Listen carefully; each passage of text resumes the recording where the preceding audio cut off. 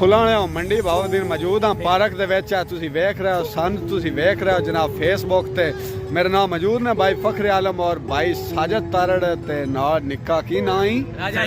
राजा ज़हीर ज़हीर दा भाई फखरे बादशाह है भाई राजा ज़हीर ए ना देखा शगा कोन पकड़निया उखा ना इनन कर अच्छा भाई फखरे आलम एक दोड़ा सुनावे आए दियो भैया जी दोड़ा सुनाओ जी सुनाओ फखरे आलम एक दोड़ा सुनावे आए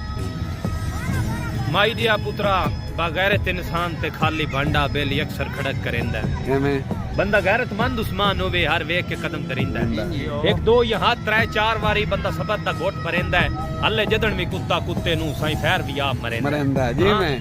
के बंदे नाक नाक हो के नाक रख देन नाक रखन दे ढेर अजाब होंदे ने बा ज़रफ ज़मीर ते गैरतमंद दुखां दी नूर किताब होंदे और बंदे गुरबत विच चिट्टे कपड़े पा के छड़ा वेखण कौन नवाब होंदे दरअसल हालात दे कोलियां ते पै बुझदे वांग कबाब होंदे दौड़े ही मंडी ते हैं अच्छा मंडी ते दौड़ जान दे फुलालिया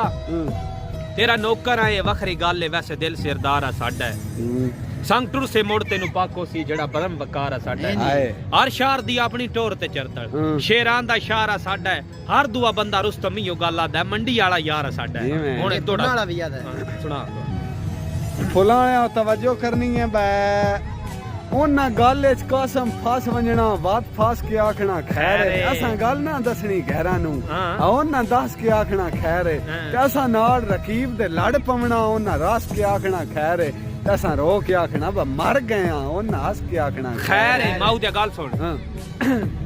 भावे तू बंदा लूट तो मूड बनाए सिर कदमी दा करना बनदा तैनू वेख के सज्जन रकीब दे घर मेरा मातम करना बनदा होवे कैम ईमान ता रुस्तम जाया कच्चे घड़े उत्ते तरना बनदा है सद्दे कोई सरकार नु ओए करके मेरी जात दा मरना बनदा जी मैं